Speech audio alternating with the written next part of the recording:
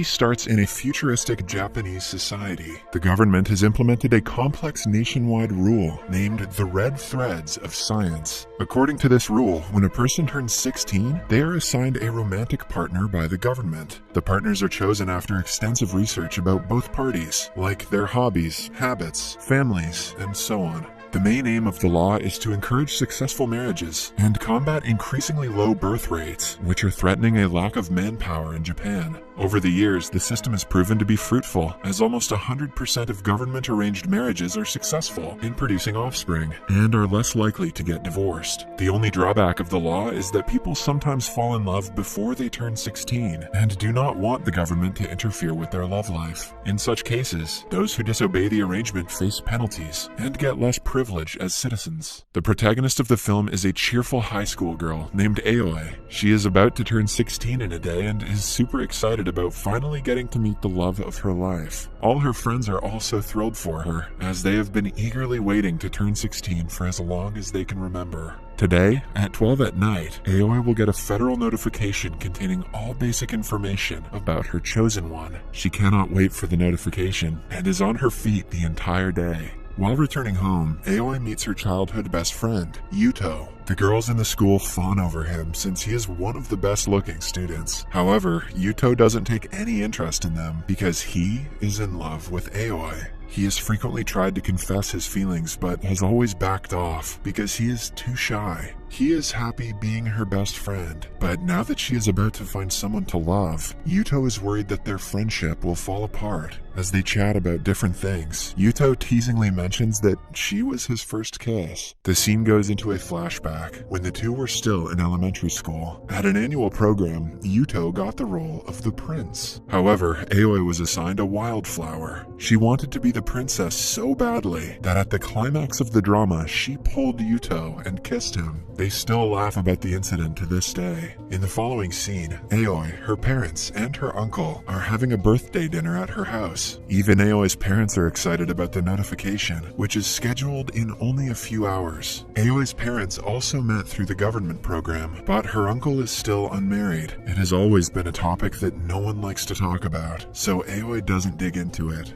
Later, she is given a dress that she wears to bed. As time passes, she gets more nervous, but then Yuto gives her a call. They meet outside and he hands her a gift for her birthday. It is a penguin showpiece that goes well with her room. Yuto knows everything there is to Aoi, like how she touches her hair when she lies. He easily finds out that she is nervous when she touches her hair and claims that she isn't. To calm her down, they decide to reenact how she will introduce herself to her chosen one. Aoi starts talking about herself, which makes Yuto feel a range of emotions, especially because she is looking at him like she would look at her boyfriend. He cuts her off and confesses his love, taking Aoi by surprise. He also tries to kiss her, but she retreats in shock. Yuto is dumbfounded and can do nothing but apologize. Before they can talk further, they are interrupted by Aoi's match, named Sokuke. He introduces himself and gives her a bouquet of flowers. The man is better than what she had imagined and is dashingly handsome. Mesmerized by his presence, Aoi forgets about Yuto. He congratulates them and leaves right after, giving the other two some alone time to talk. Aoi turns towards her Prince Charming in excitement, but he names a time and place before turning around and leaving abruptly. The poor girl questions if she is dreaming before returning home. They meet at the said place the next day, which turns out to be a fancy restaurant. We find out that Sokuke's father is the chairman of a big hospital, and Sokuke is supposed to inherit the wealth and position someday. He is also looking to go to med school. He is smart and ambitious, but not so big on conversation. Aoi continues talking to cut the awkwardness, but a while later, Sokuke stops her. He pulls her outside, making her blush because of their joined hands. Sokuke then asks her who Yuto is, but cuts her off before she even answers. He doesn't care what kind of girl Aoi is, and thinks of their relationship as a societal formality. Hence, even if she has more guys she is interested in, it doesn't bother Sokuke. Aoi tries explaining that she is nothing like that, but Sokuke cuts her off again. The next day at school, her friends are jealous of her for landing a rich and hot boyfriend. Aoi agrees, but deep down, she doesn't know how to feel about Sokuke. In the following week, they go on several dates, all of which Aoi doesn't enjoy. Sokuke walks too fast for her, doesn't talk much, and never smiles. At one point, Aoi feels like someone is threatening him to date her. Having had enough, one day, she dresses up as a supposedly rich lady who matches his status. The dress up is over the top, but Sokuke doesn't comment about it. Aoi again tries making conversations, but he dismisses her with simple answers. She even inquires if he has told his friends about her, but Sokuke thinks the question is outrageous, because he would never do something like that. Aoi leaves the restaurant after another failed date, losing hope that she will ever get along with him. Then, she meets Yuto, who advises her to meet his parents and find out more about him so the conversations can be more meaningful. Aoi agrees and goes to his house the very next day. Sokuke's mother is kind, but his father is on the stricter side. He asks Aoi to behave herself now that she is about to be a part of their family. Sokuke overhears him and burns in rage. He has never liked his father because the old man thinks he owns his son. Seeing him do the same to Aoi, Sokuke can no longer control his anger. He stands for his girlfriend, asking his father to stay away from her. After that, they walk to the bus stop together, talking about many things. Sokuke apologizes for not being good enough for her. Aoi, in turn, claims that she hardly knows anything about him, but since he stood up for her in front of his father, she is assured that he is a good person. Or maybe he just hates his dickhead dad. Aoi's bus arrives, but Sokuke doesn't let her board it by pulling her around and kissing her. The bus drives away as the two continue kissing. Aoi is over the moon the next day. She thanks Yuto for the advice, even though it didn't work out the way he thought it would. They refrain from talking about his confession and engage in other lighthearted conversations. Yuto's birthday is in a few days, and he will also get to meet his assigned partner. However, unlike Aoi, he is not too excited. When Sokuke and Aoi are on their next date, she brings him to a shop to buy a scarf for Yuto as a birthday gift. After that, they go to an aquarium, but Sokuke is not in a good mood. Sokuke feels that something is fishy. Aoi registers that he is jealous and hugs him because him being jealous means that he likes her. Sokuke smiles at her for the first time and the two share a kiss. In the following scene, Aoi gives Yuto the scarf. He reveals that he talked to his chosen partner, but she lives in another part of the country, so they have decided to meet in the summer. Since Yuto has no plans for his birthday, Aoi thinks it is a great idea if she brings him along with her and Sokuke. Initially, the date is very awkward, but the guys start talking when Yuto discovers that Sokuke chose his scarf. By the end of an hour, they get along pretty well, but then the two are left alone, without Aoi. Yuto asks Sokuke if he knows what things Aoi likes and dislikes, her mannerisms, her ambitions in life, or anything that a partner should know. Sokuke is guilty of never paying much attention to his girlfriend, so he has nothing to say. Yuto, on the other hand, lists the things that Aoi likes and explains how Sokuke can be a better partner for her. They eventually get into a fight, and Yuto leaves. For the next few days, he doesn't come to school. Then, one night, Aoi finds out Sokuke is moving to Tokyo, to a better university. He will spend the next 6 years there, so the two will have to be in a long-distance relationship.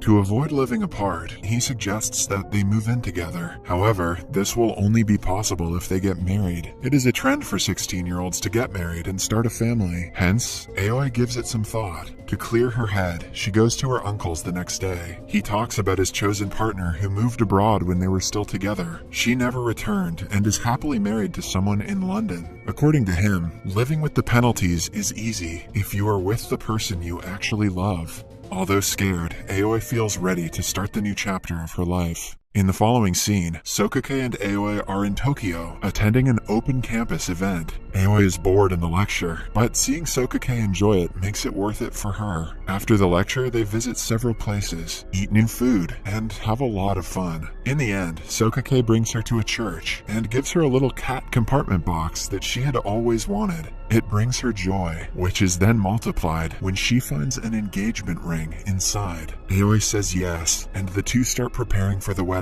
She also informs all her friends about the proposal, but a part of her still feels empty because of Yuto's absence. Elsewhere, Yuto gets the wedding invitation through the mail, but doesn't react to it. It is the week leading up to the wedding, and Aoi has a lot of work to do, but the thought of her best friend never leaves her mind, as she misses Yuto terribly. Moreover, she and Sokake have their first fight when he refuses to let her talk to his parents and maintain a good relationship with them. Aoi gets that he doesn't like his father, but she wants to form a connection with his parents on her own as well. Sokake refuses to listen and shuts her down whenever they have a conversation about his parents. The expensive dinner dates soon turn boring as they figure out that they do not have many things in common. One day, Aoi goes to Sokake's father's hospital and talks to him about the wedding. The meeting goes seemingly well, as he has finally started to respect boundaries. While leaving the premises, Aoi notices Sokake walking towards his father's office and follows him. She overhears him begging his father to write a recommendation letter for a friend in need.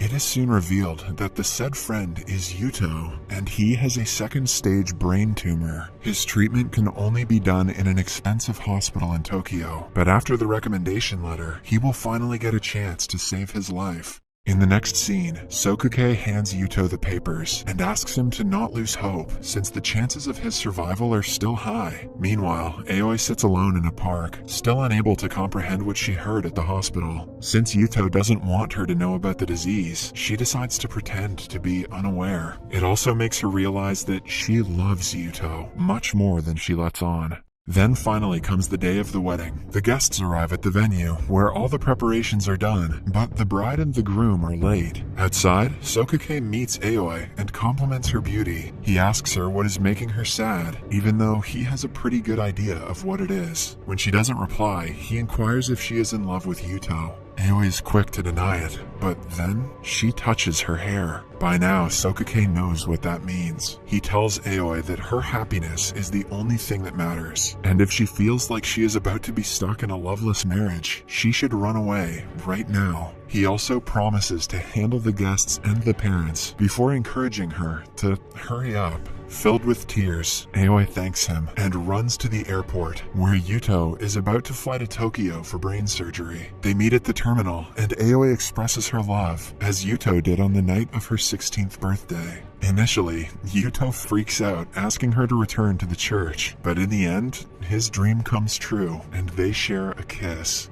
Leave a like if you're like me, and you're really glad this movie didn't end with Yuto's death.